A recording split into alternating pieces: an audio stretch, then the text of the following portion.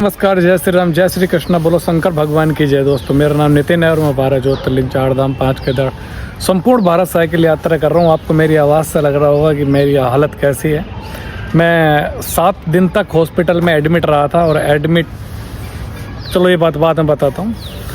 तो सबसे पहले बात कर लेते हैं कि मेरी 10 दिन से वीडियो क्यों नहीं आ रही है और मेरी आवाज़ को क्या हुआ है, मेरे शरीर को क्या हुआ है। नंबर बारी से बताऊँगा कि मैं उज्जैन से पहले एक होटल में मैं रुका और वहाँ पे खाना वाना तो ठीक था, लेकिन पता नहीं जब मैं सुबह को चला तो सुबह को मेरा जी घबराना शुरू हुआ। सुबह में लगभग 9 साढ़े 9 बजे तक। फिर मैं चलता रहा। फिर मैंने एक लोकल डॉक्टर को दिखाया तो लोकल डॉक्टर बोलने लग गया कि तुम्हें पानी की कमी हो गई है। उसने मेरे को बोतल चढ़ा दी, मैंने भी चढ़वा ली। मैंने कहा मैं भी सफ़र कर रहा हूँ, क्या फ़ायदा रिस्क लेने से। तो मैंने बोतल लगवा ली अपने। अब जब बोतल लगवा ली तो बोतल लगवाने के बाद उसने मेरे को 450 रुपये का बिल दिया और दवाई दी। वो लेके मैं चल दिया। जब मैं आगे लेके उसे चला तो बोतल लगवाने के बाद में एक हनुमान मंदिर पड़ता है, तो वहाँ पे मैंने रेस्ट करा दोपहरी में। तो मेरा जी घबरा रहा था वहाँ पे हल्का और मेरे को घबराहट हो रही थी। मैं सोचा वैसी हो रही होगी गर्मी वर्मी की वजह से या भूख की वजह से, ऐसा कुछ। लेकिन वो घबराहट कम नहीं हुई। शाम तक मैं उज्जैन पहुंच गया था और उज्जैन में 2 राइडर और थे।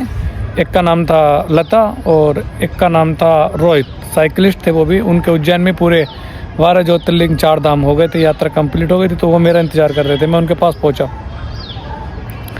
जब मैं उनके पास पहुंचा तो उनसे मैंने 2 मिनट बात करी और बात करने के बाद मैंने उनसे बोला कि मेरी तबीयत ख़राब हो रही है और मेरे को जो है डॉक्टर को दिखाने का है। तो वो कहने लगे कि ठीक है चलो दिखा देते हैं। तो फिर हम एक लोकल डॉक्टर के पास चले गए। लोकल डॉक्टर के पास जाकर मैंने उससे बोला डॉक्टर से कि डॉक्टर साहब ऐसा बात है और मेरे को जी घबरा रहा है और मेरे को मतलब बेचैनी टाइप की हो रही है और मतलब अजीब सा हो रहा है मेरे को। तो बोलता है ठीक है। उसने बीपी चेक करा तो बीपी चेक करके मेरा बीपी डाउन जा रहा था और पल्स ऊपर जा रही थी। तो वो मेरे से कहने लग गया कि आपका बीपी डाउन है और पल्स ऊपर है और मैं आपको दवाई दे देता हूँ, ठीक हो जाओगे। मैंने वो दवाई लेके और मैं जो है मतलब अपने कैंप पे वहाँ पे चित्रकला हनुमान मंदिर है और मैं वहाँ पर रुका हुआ था। दोबारा बता देता हूँ, चित्रकला हनुमान मंदिर और जंतर मंतर भी बोलते हो जो, तो वहाँ पे रुके हुए थे। तो मैंने वो दवाई खाई और मेरे को उससे खास आराम नहीं हुआ, मतलब आराम हुआ ही नहीं। मैं जैसे ही अपने कैंप में लेटा मेरे को बहुत भयंकर तरीके से पसीना आया और घबराहट होनी शुरू हो गई बहुत ज़्यादा। तो जो रोहित था मैंने उससे बोला कि भाई ऐसा बात है, मेरे को घबराहट हो रही है बहुत ज़्यादा। हमने मतलब जल्दी से जल्दी ऑटो करा और ऑटो करने के बाद वहीं पे एक हॉस्पिटल पड़ता है उज्जैन में ही, पुष्पा हॉस्पिटल है जो क्रिश्चियनों का है। तो हम उधर गए।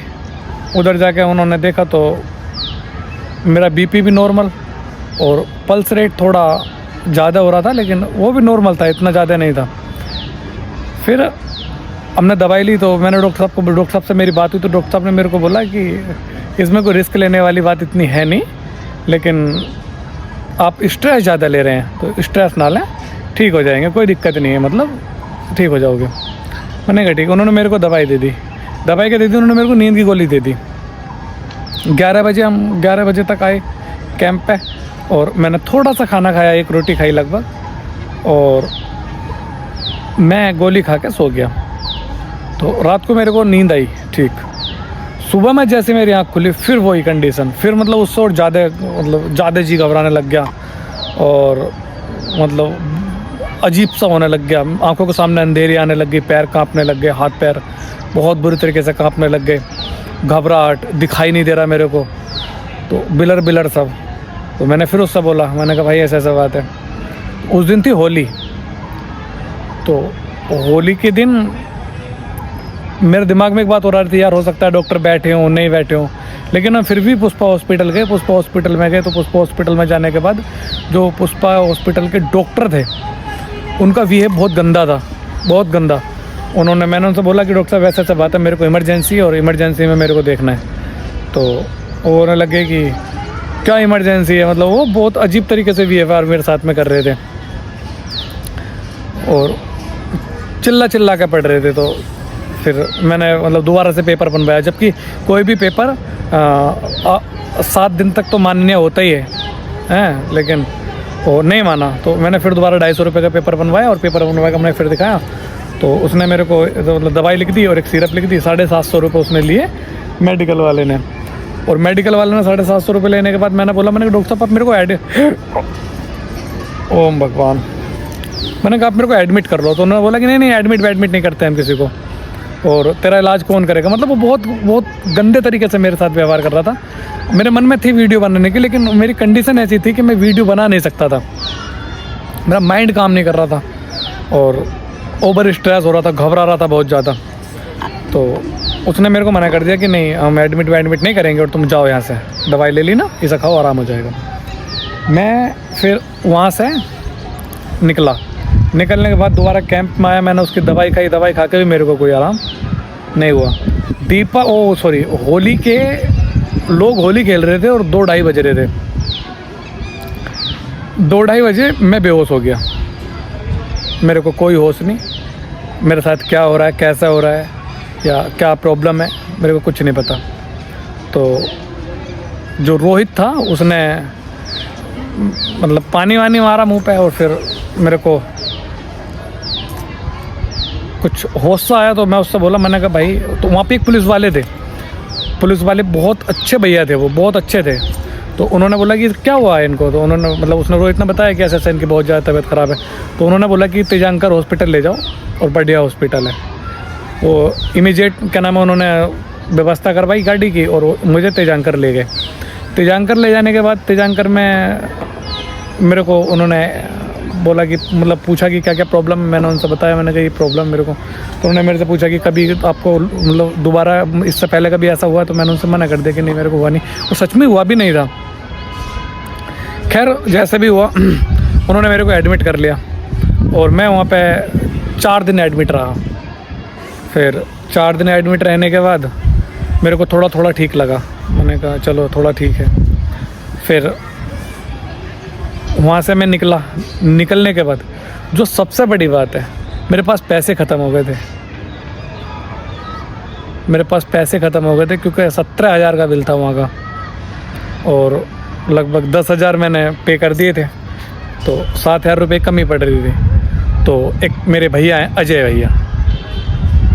भैया, मैं स्पेशल बोल रहा हूँ कि अजय भैया भगवान आपको हमेशा लंबी उम्र दे, आपको दुख दर्द से दूर रखे, आप अपने जीवन में जो भी सोच रखा है वो सब आपको हासिल हो।